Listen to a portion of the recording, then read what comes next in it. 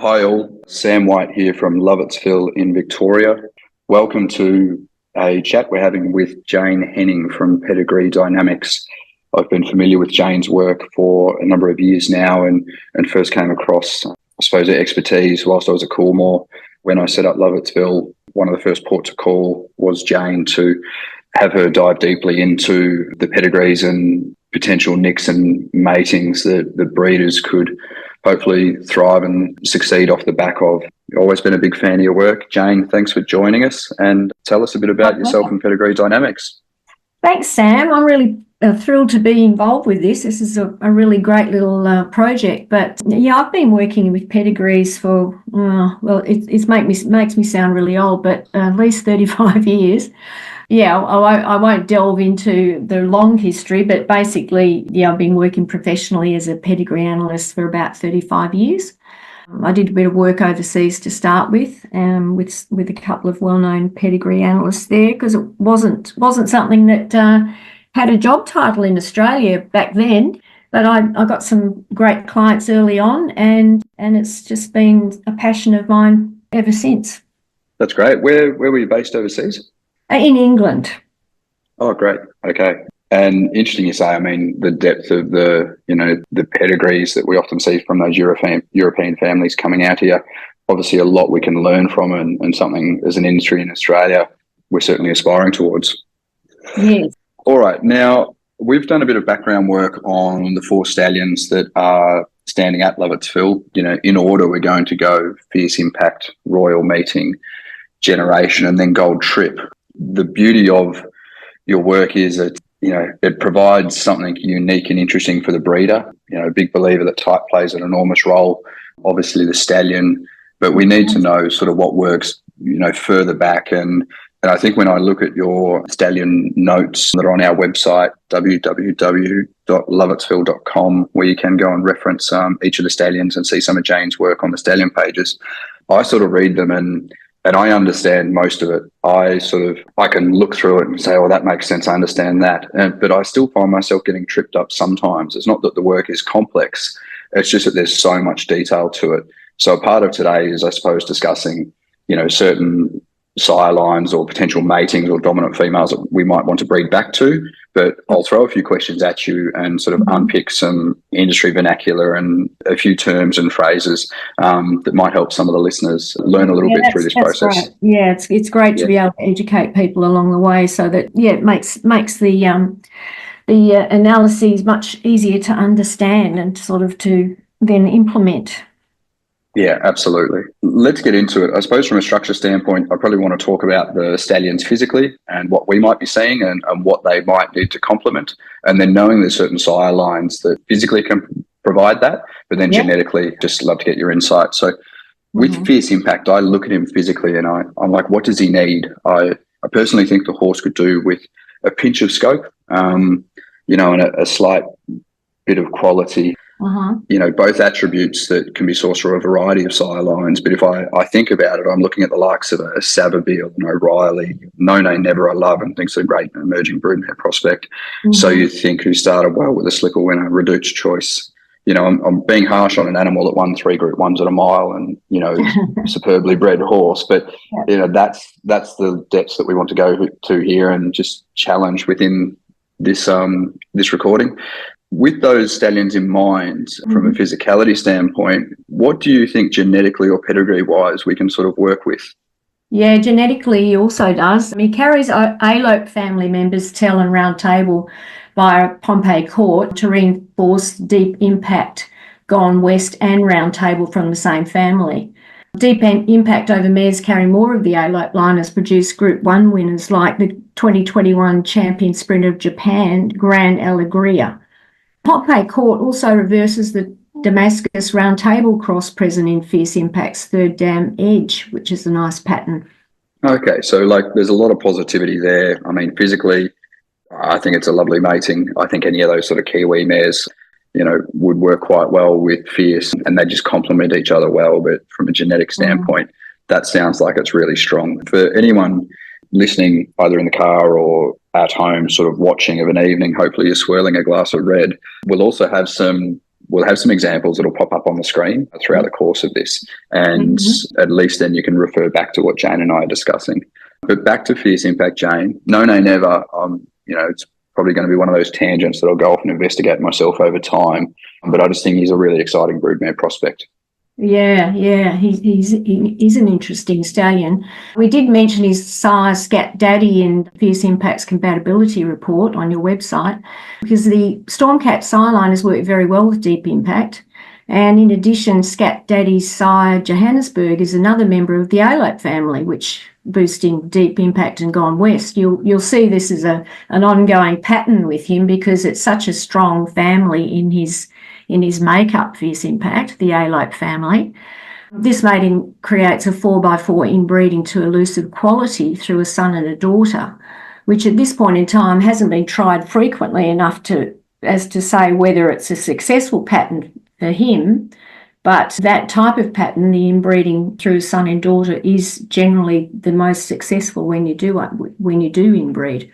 Okay, that's very interesting. That's something I'd love to touch on later. I think it can be referred to as the sex balancing piece, and we'll dive into that a little bit later on. But elusive quality, we obviously know what a great influence he's been out here, in particular as a sort of broodmare sire influence. Scat Daddy's dam sire, Smarty Jones, is by elusive quality, and K.I. Gerbera, Fierce Impact's dam, was a fast filly herself. She was a multiple Group 3 winner and over a short course. So hopefully we're seeing sort of some of that speed come through. And as a sire, prospect and influence, he's really interesting in that he's got probably the best speed profile of any of Deep Impact's top tier horses. So that's obviously coming through from the dam side, and something that we're really hoping to see in his offspring. We see them as being really classy sort of mile sorts that'll push out obviously to a mile and a quarter and a classic trip. But that elusive quality 4x4 inbreeding is going to be interesting. Reduced's Choice, he's another one. He works with everything, let's be honest, but he probably looks at a bit of a layup here. Yeah, he's a no-brainer. Pretty much any son of Danehill or other Danzig sons will work very nicely with him, because Fierce Impact carries a daughter of Danzig, which is unusual. Usually you're seeing the sons of Danzig in Stallions' pedigrees. So sons and grandsons of Danzig look a logical complement to him.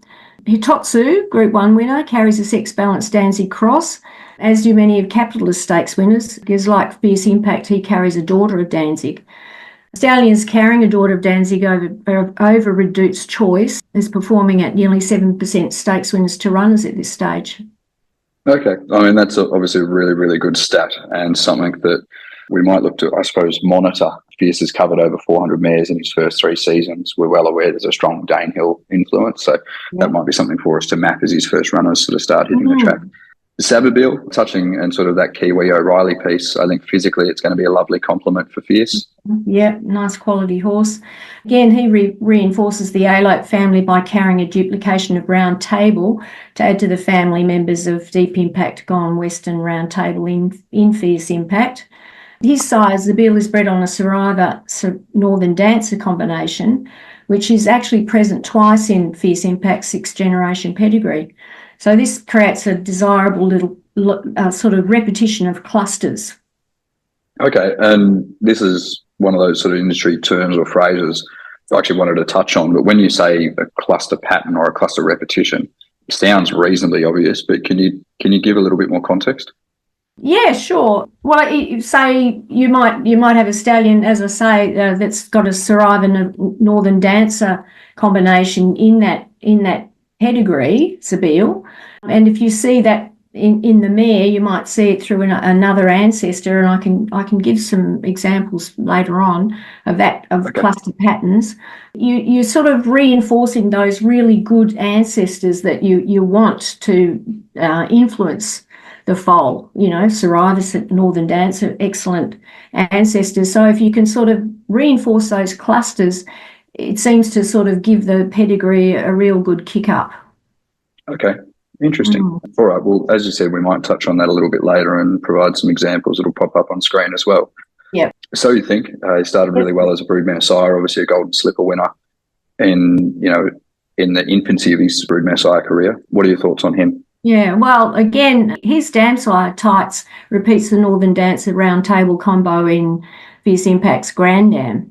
Deep Impact over Sadler's Wells line mares has been successful cross with 5 Group 1 winners to date, including the recent Prince of Wales Stakes winner Auguste Rodin. I think they've nominated him for the Cox Plate as well. I think there might be a chance he comes out here.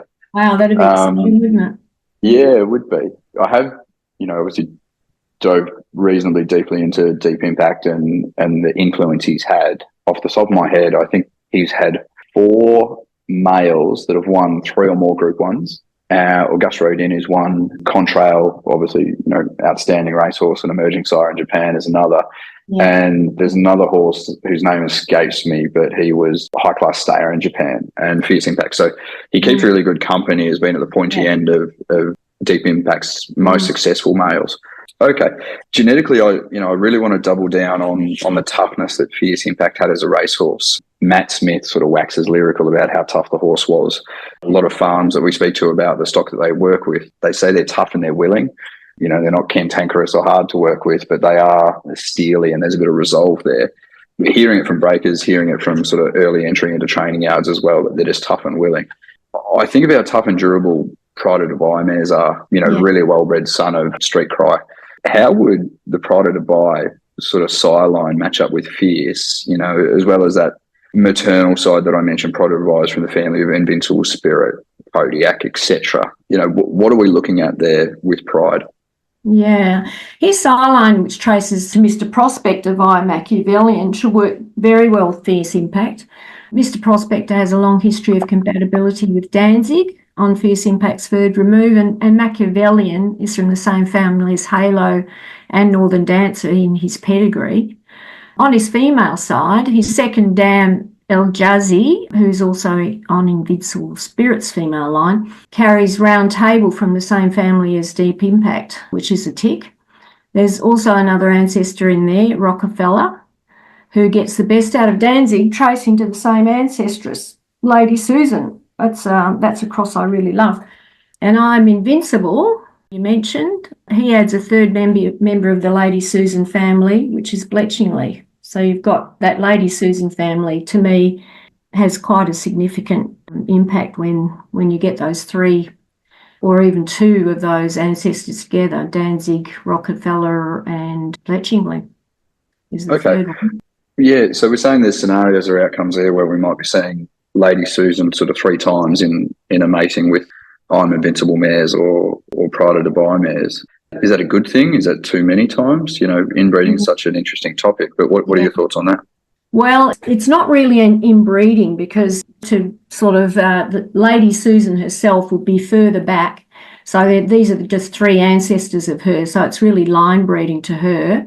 But that Danzig, Bletchingley, Rockefeller cross, and bearing in mind those 3 horses came from 3 different parts of the world.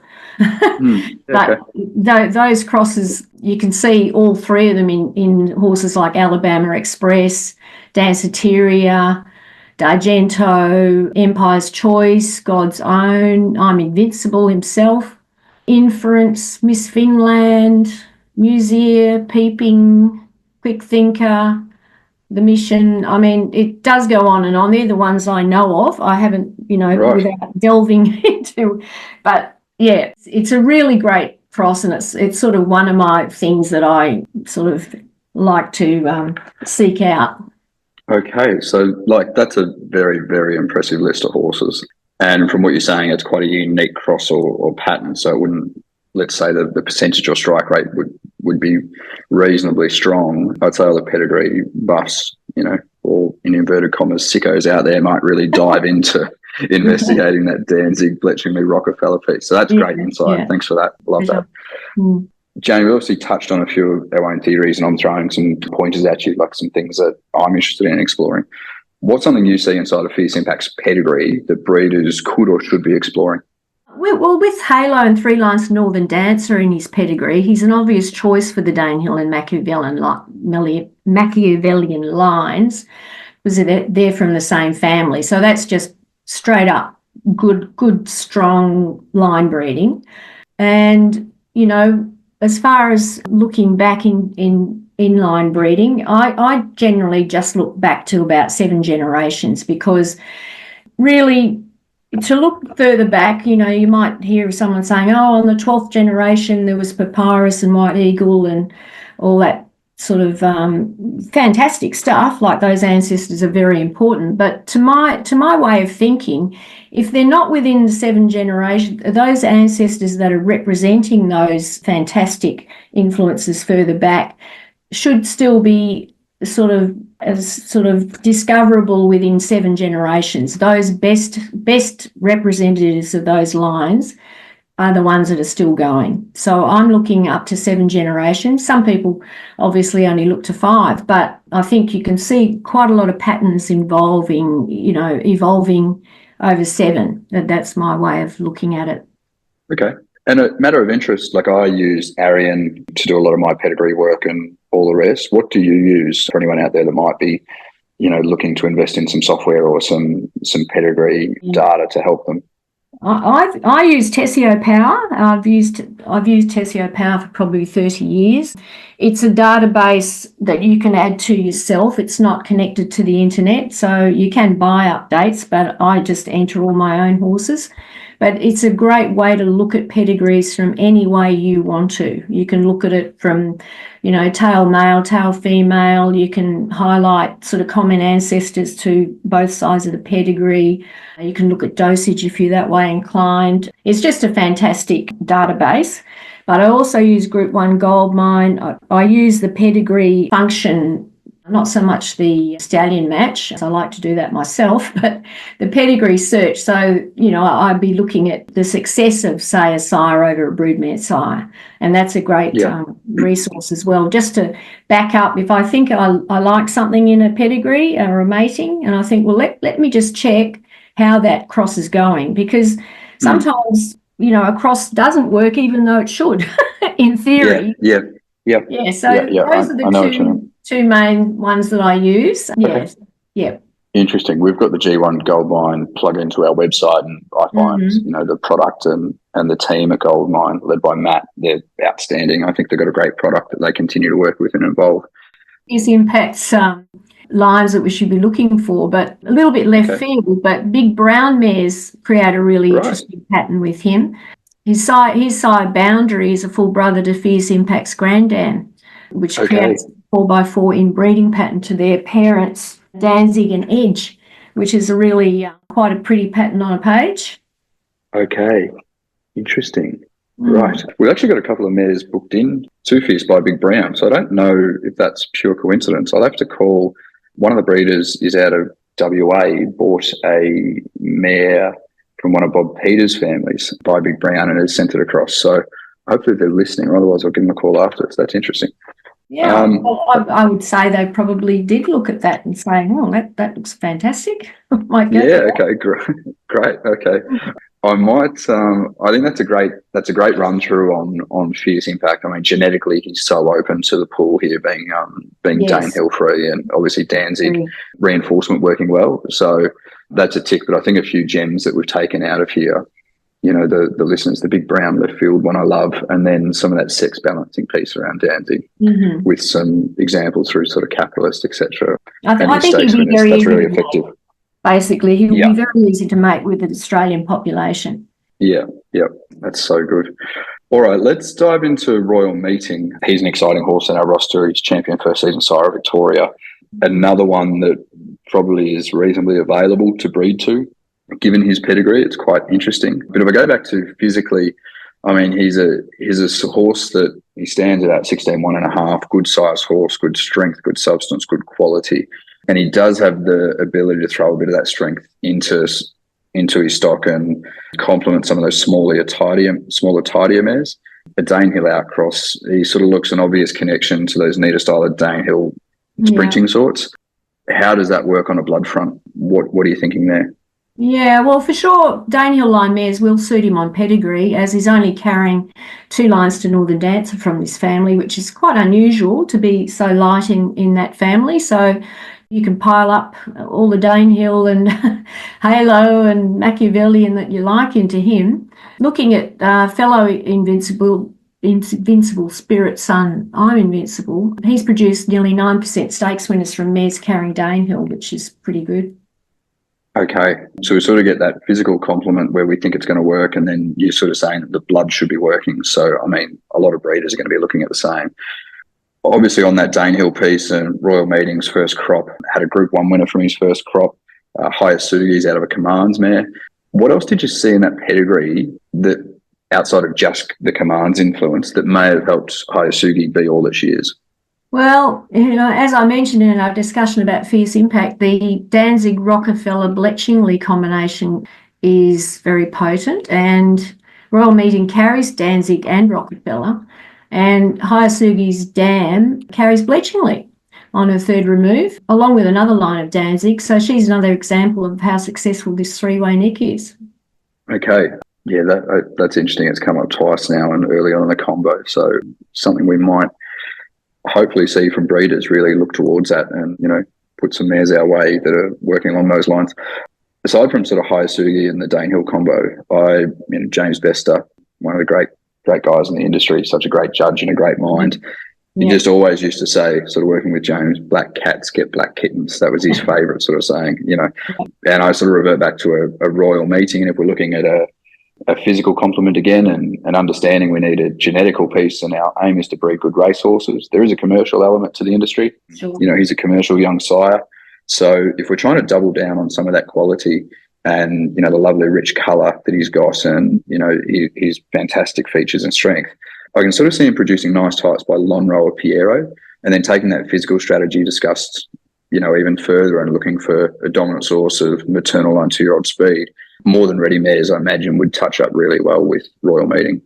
Yes, for sure. More Than Ready is very strong in the La Troyenne family, being a family member himself and carrying Woodman and Buckpasser from this line. I mean, when you look at More Than Ready's pedigree, he's a classic example of a line-bred horse. He's from La Troyenne family. His dam sire Woodman is, and Woodman's dam sire Buckpasser is. So that's what a rich source he is of this wonderful family, and probably why he's been such a successful stallion. Royal Meeting carries 2 lines to Buckpasser, which further strengthens this influence. So I think this will be a very good cross. Lonhro Lonhro Piero. Yeah, both carrying Round Table to reinforce the A-Lope family, which is represented by Lecture, Atan, which is his dam sire, Royal Meeting's dam sire, Atan and Round Table in Royal Meeting. So that's another good female family that's getting a good boost. Okay. I think Piero is such an interesting broodmare sire. Looking at his early stats, he's had 7 stakes winners from about 70 or 80 runners. Like, those stats put him not on par, but actually ahead of the likes of Zabeel, Flying Spur and Costa de Largo and Reduced Choice at the same stage of their careers as broodmare sires. He looks to be doing an exceptional job in that sense. So, for anyone out there, we'll do whatever we can to get you Piero mares on our books. So happy to discuss some discounts.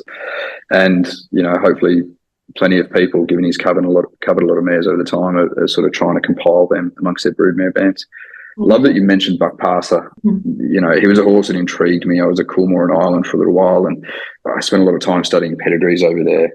And the ability to assess what worked best with Galileo and the Saddler's line, I just kept coming across Buckpasser, and I became obsessed. I'm sort of thinking, why is he so good? What is it that he's got or gives 2 mares or 2 pedigrees that just helps him thrive? Yeah, well, he was a much better broodmare sire than he was a sire of sires, and being the second dam sire of Danehill, we see him all the time in Aussie pedigrees. Last Tycoon side, Try My Best, is another one out of a Buckpasser mare, so you'll see him in Written Tycoon and his progeny. As I mentioned, he's in More Than Ready's pedigree, so you'll see him through his daughters, as well as sires like Sebring, Rebel Dane and Better Than Ready. And Galileo also carries Buckpasser, so you can see why he seems to pop up everywhere. And he's from that wonderful La Troyenne family. And just reinforcing his blood, 2-3 times over, just not an issue. No, it works, More Than Ready being a prime example. Yeah, great. Okay, so we're going to touch on the obvious one now. Royal Meeting is a son of Invincible Spirit, as is the great I'm Invincible. Are there any parallels that you can see between the two that breeders should be mirroring? Like, obviously Vinny's been such an amazing success. It's only natural that people are going to look and try and replicate what's happened. and Yeah. draw back to Invincible Spirit and tie that in. Is that something we should be doing or shouldn't be doing? What are your thoughts? I wouldn't put too much emphasis on that. I don't think they should, try and emulate the patterns that I'm Invincible is working with. I mean, I'm Invincible works with quite a number of different things anyway. He doesn't have a specific pattern, but he and Royal Meeting have very different female pedigrees. Their dams pedigrees are vastly different. So, bearing in mind it's only half the pedigree, you really need to see the holistic product that is Royal Meeting. His dam gives you build up of the alope family. His line breeding to Bramley through Roberto and his brother Mullineaux is very prominent. And the presence of Al Mufti, who's closely related to dam size such as Honour Grades, Foxhound, Statue of Liberty and AP Indy, which can be, utilised and exploited. Yeah, AP Indy was an interesting one. I think Sire Congrats, and I think it was an interesting sort of broodmare influence. Yeah, Bernardini, Tappet. Yeah. Frosted. Yeah, okay. Yeah. So plenty of opportunity for breeders down here to try and access that. Yeah. Okay, so what you're saying is, just focus on what's successful for Royal as opposed to trying to follow a Vinny, a Brazen Bow, a Hellbent. Yeah. I suppose it makes a lot of sense given the sire lines, only one half of the genetical makeup. Yeah. With that in mind, we've touched on a few things, but again, I want to throw to you, is there a dominant line or two or something we should be focusing on that we haven't discussed with Royal Meeting? Yeah, well, that sire that Royal Meeting carries called Al Mufti, he's a lesser known relation of, as I said, AP Indy, Statue of Liberty, Foxhound, Bite the Bullet, Duke of Marmalade, Honour Grades, Raja Baba. These guys appear in many broodmare pedigrees, and they're create valuable line breeding to Missy Barber, who's a real blue hen mare, American line. And, the AP Indy line, as we just said, you've got the likes of Bernardini mares, Congrats mares. Tappet comes through in a few, imported American mares, and he's also the sire of Frosted. So, daughters and granddaughters of those lots would be great for Royal Meeting. Okay, El Mufti. As you say, lesser known, not one I would have sort of drawn to, but that's a really interesting piece for breeders, no doubt. Yeah. You've mentioned a few times through the course of our chat already, sex balancing, and it sounds reasonably simple, but I still think it trips some of us up, myself included at times. What does it mean, and can you show some examples for the breeders, and we'll pop them up on the screen here, what it is and why it's worked and how or where it's worked?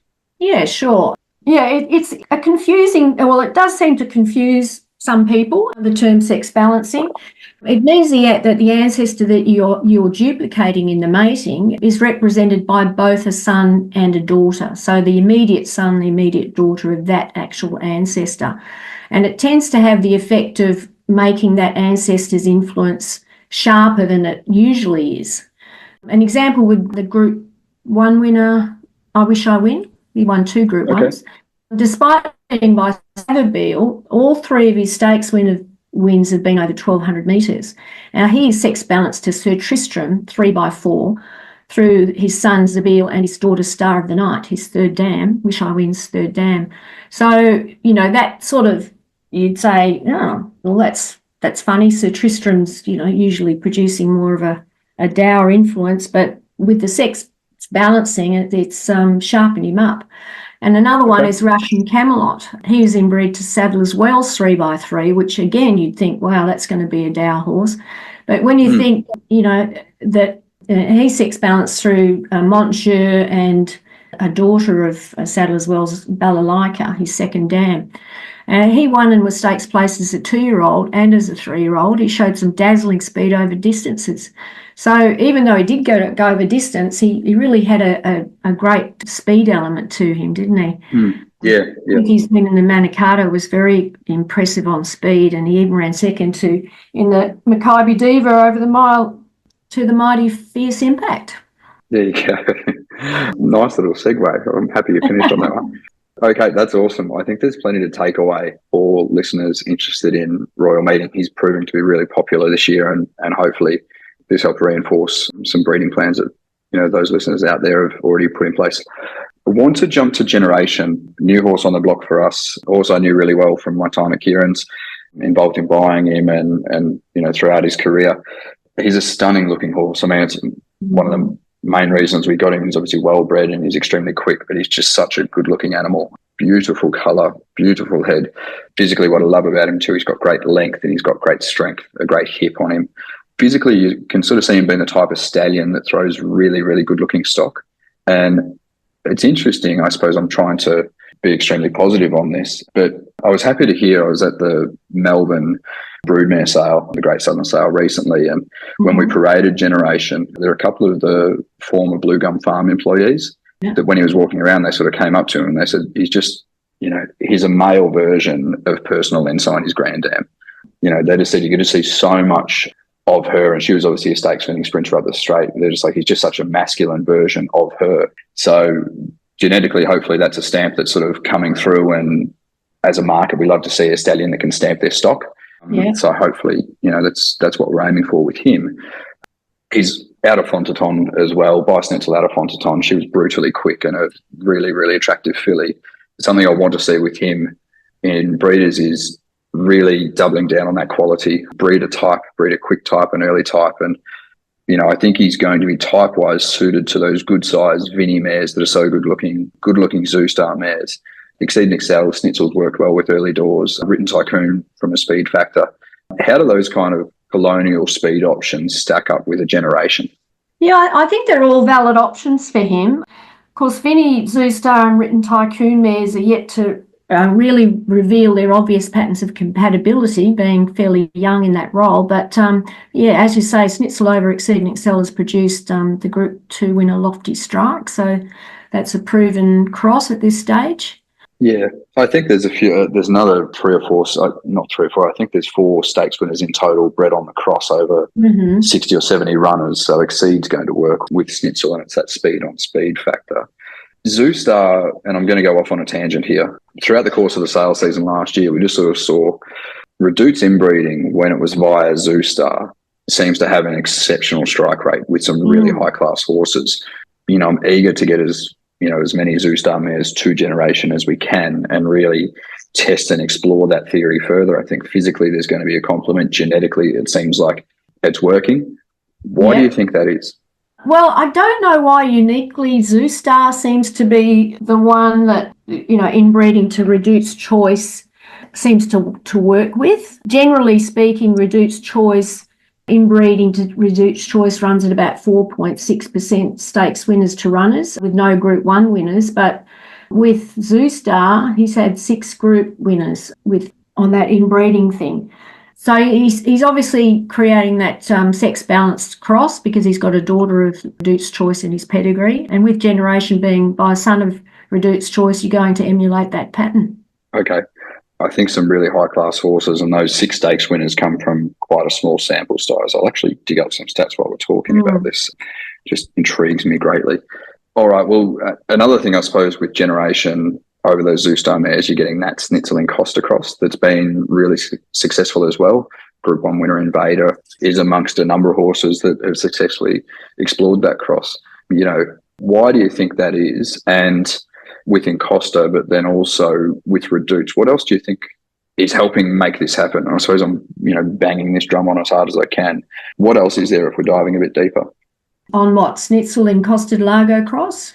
I think let's go Snitzel and Costa first, and then, probably see if there's anything else with Reduce's maternal line that sort of helps us make the magic happen.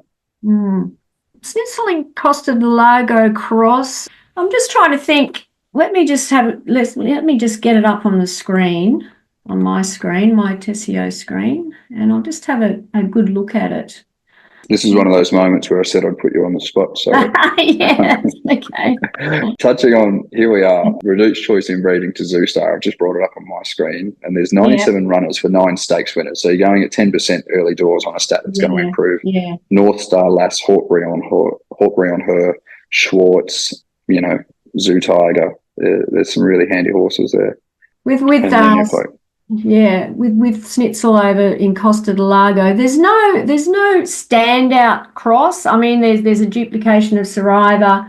There's Northern Dancer comes through. There's 5 lines of that. You've got Mr. Prospector through in Costa del Lago, who's proven to work really well with Reduced Choice and Danehill. So I'm not sure, apart from saying that in Costa del Lago is an outstanding broodmare sire. I think he does work with a lot of lines, but Weiss Schnitzel in particular, I don't think he's particular to in Costa del Lago, but it's definitely across it will work. Yeah, okay. So Invader, sort of state, communist.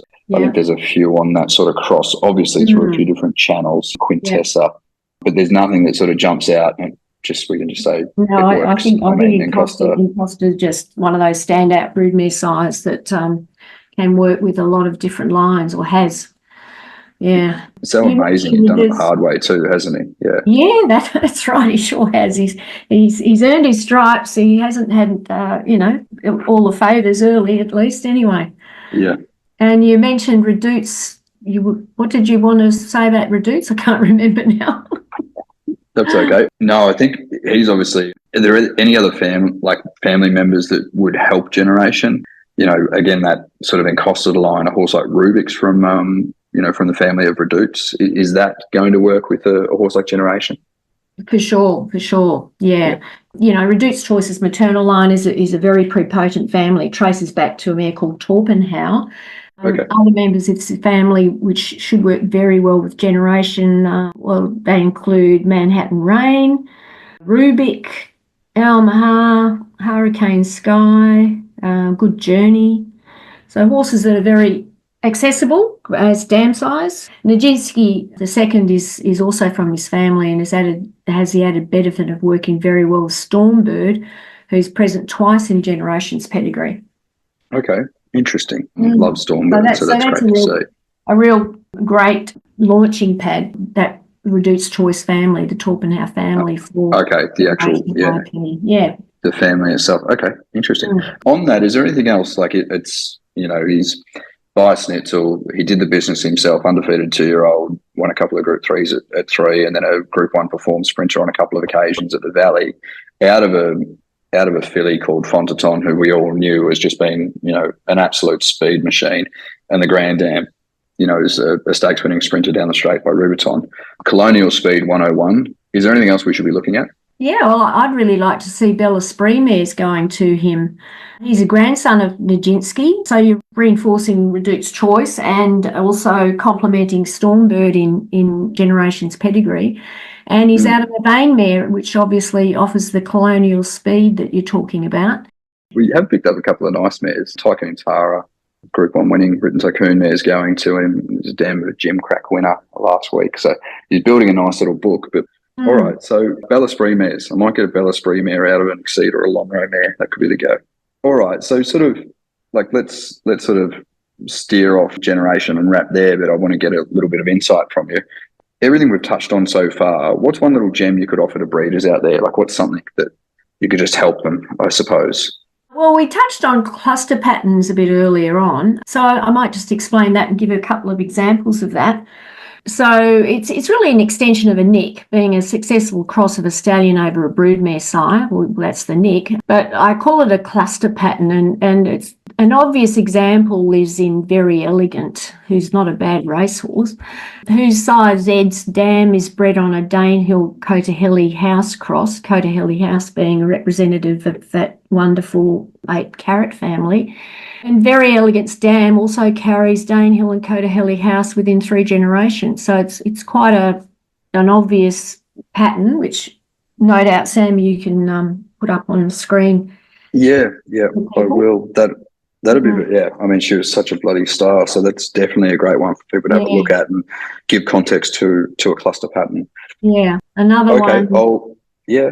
Yeah, Hellbent's still Group 1 winning daughter, Magic Time. She's out of a Niconi mare who carries the same Danzig-Bletchingley combination, which is present in I'm Invincible, her grandsire. And also a bit further back, Invincible Spirit on her sire line carries a Northern Dancer round table pattern, which is reversed in the pedigree of Magic Time's 3rd dam, Mystic Chantry. So there's lots of nice little double ups and patterns in there.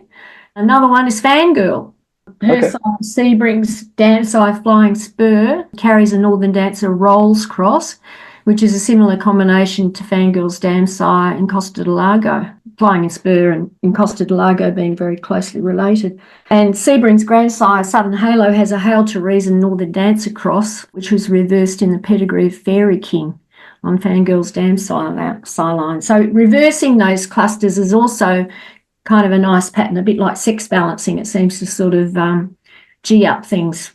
Okay, interesting. Well, what I'll do is obviously some star racehorses in the modern era, and we'll pop up those examples. So anyone sort of listening can also watch along and sort of see what Jane's actually talking about and lining up. All right. So that now leads me to Gold Trip, new addition to the roster. Fabulous racehorse, obviously extremely popular on the track and, thankfully proving to be popular off the track with breeders. He's been really well priced, and I think that resonates too. Yeah. Physically, he's a lovely shape. He's got a nice rich colour to him. He's got a good head and he's very athletic. He's got great bone as well. And I think a lot of people, when they, come to see him and think or consider a European horse or an import, they naturally think of a lighter boned horse. Pleasantly they're surprised that that's not the case when they see him. He's a horse that had great stamina, and with that and being a good shape of a horse, you'd expect a great girth and a shoulder, of which he has. However, physically, I think if you're going to strengthen one thing, I think you'd try and strengthen him up behind the saddle. That sort of leads me to think, the physical complement of an Encosta or an Encosta line horse, given he throws such a strong straight hind leg into his sons and daughters, and a Street Cry line. Sort of, would either two of those work with Gold Trip? Yes, both of them will work with Gold Trip, in my opinion. In Costa del Lago, he's a definite. Gold Trip carries Saddler's Wells and his three-quarter brother Nureyev, while in Costa is by Saddler's Wells' brother Fairy King. So you're getting a lovely build-up of that family.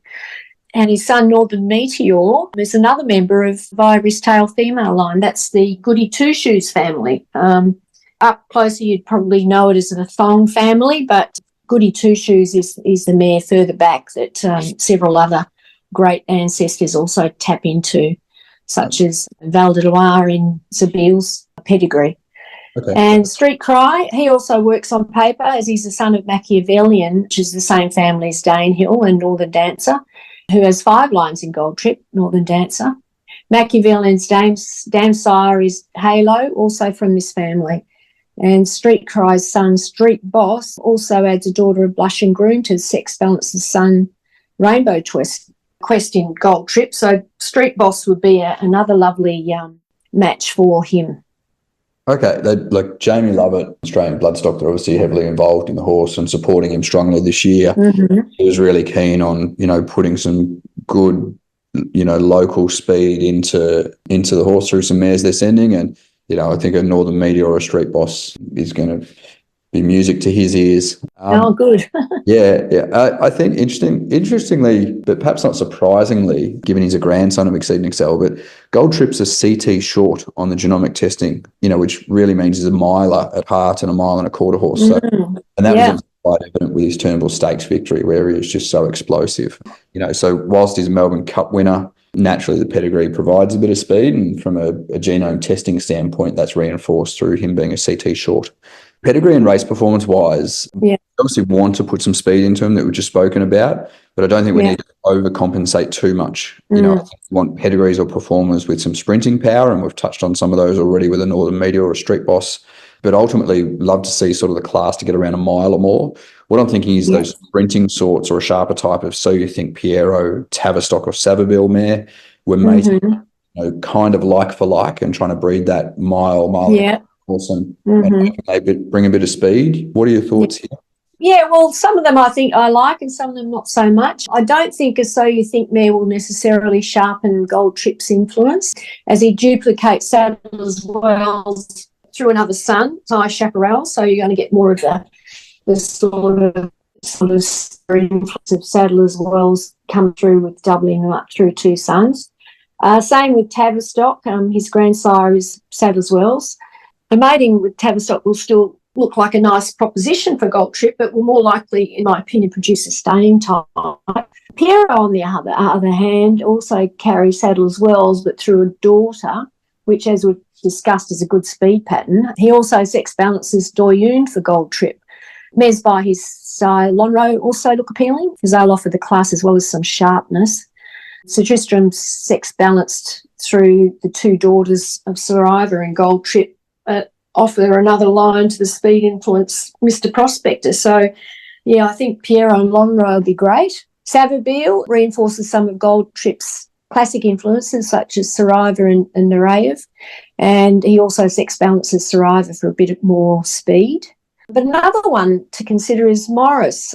His daughters duplicate the classic influence Silver Hawk, as well as sex balancing him for additional speed. And Morris's grandsire, Grass Wonder, is bred on a Silver Hawk Danzig His Majesty cross. So a little, nice little cluster there, which is repeated in Gold Trip sire Outstrip's pedigree. Okay, that's interesting. And I know that there's one shareholder in Gold Trip in particular who's recently bought a Morris mare to go to the horse. So I find that fascinating. And from a, physical standpoint or just some feedback from the people involved with the horse, Maurice is probably renowned for throwing a good set of lungs into a horse. And Mark Zara always commented on how clean-winded Gold Trip was. Hopefully something like that can produce a Haitotsu 2.0 for us, who used to blow up all of the data tests and the rest for Kieran and the team. Right. Yeah. Just such a good-winded horse. So. Well, horse bred on this cross, they're going to have to. The other middle distance runners are going to have to watch out because they'll never run out of puff. Yeah, hopefully. All right, Gold Trip obviously is really unique proposition. We know that, but the stable ultimately saw him as a Cox Plate style of horse. What are one or two of the main things when you see looking at Gold Trip's pedigree, how can breeders best provide themselves with a shot at success? We've touched on a few of them there that I've sort of prompted you with, but, having a look at maybe the early success of a horse like the Autumn Sun, obviously from a thing, as is Gold Trip, is there something that I'm not discussing or raising with you that you're seeing that people would find really interesting? Yeah, well, Gold Trip's pedigree is very interesting because his sire Outstrip, who is the son of Exceed and Excel, was a leading 2-year-old in Britain, and he also won the Breeders' Cup Juvenile Turf. His dam sire, Outstrip's dam sire El Prado, was also a leading 2-year-old. So the stamina appears to be coming more from the female side of Gold Trip's pedigree, with most of the stakes winners there being most effective over a mile to 2,000. There are a couple of broodmare sires still very young in the role, which creates some interesting and early maturing patterns for Gold Trip that I've found. Shalar, his third dam side drone, is a half-brother to Outstrip's fourth dam. I hope this doesn't get a little bit of a mind twist, and to the dam of El Prado. So he'll be reinforcing the most precocious side of Gold Trip's pedigree. And Astern is by a son of El Prado and out of a daughter of Exceed and Excel, thereby reversing and sex balancing the pattern present in Outstrip, which will also give it a bit of a speed kick along. Okay, we might try and throw those up on the screen because, as you say, they're really quite interesting. And to sort of left of centre, we've discussed, really dominant or well-known sire lines a lot of the time here, but Shalar and Astern, sort of younger stallions. Yep. Poking along and probably in the infancy of their broodmare sire career. Yes, But some very interesting facts. We've actually got a stakes performed order of Astern going to Gold Trip on behalf of one of the shareholders, so they'll be delighted. Oh, fantastic. Great, yeah. I think that covers it off. I mean, we've covered all the stallions. We've covered an awful lot throughout this, and I think is there anything else that I'm missing, or I think we've gone pretty deep, and hopefully some of the screenshots that we put up provide the context. And is there anything else we're missing or that you wanted to raise? Not really, Sam. I just hope the listeners can get their head around some of this delving deep into pedigrees. It can be a little bit confusing, but I think the pedigree diagrams will help to explain what we're talking about. But I think you've got a fantastic roster. It's very varied, and I've really enjoyed analysing the stallions. I think there's some great potential there with some of the broodmare sires that we've been able to dig up for them. Okay, that's great. And we really appreciate your insight. As I said, I love the work that you do, and I think it adds great value to people out there in making their decisions. My pleasure. So anyone wanting to learn more about our stallions, www.lovatsville.com, and you'll be able to navigate your way pretty easily through there. You'll see Jane's pedigree notes on the pedigree section of each of the stallions pages. And then anyone wanting to reach out to Jane, you do private consultancy as well, and Yes. it's open for a chat. So your best contact details and website, Jane? Yeah, my website's pedigrees-dynamics.com.au, or you can email me, jane@pedigrees-dynamics.com.au. Okay, perfect. Really appreciate your time and your insight. I found it really, really insightful, and I know a lot of people will have too. So thank you. My pleasure, Sam. Thank you.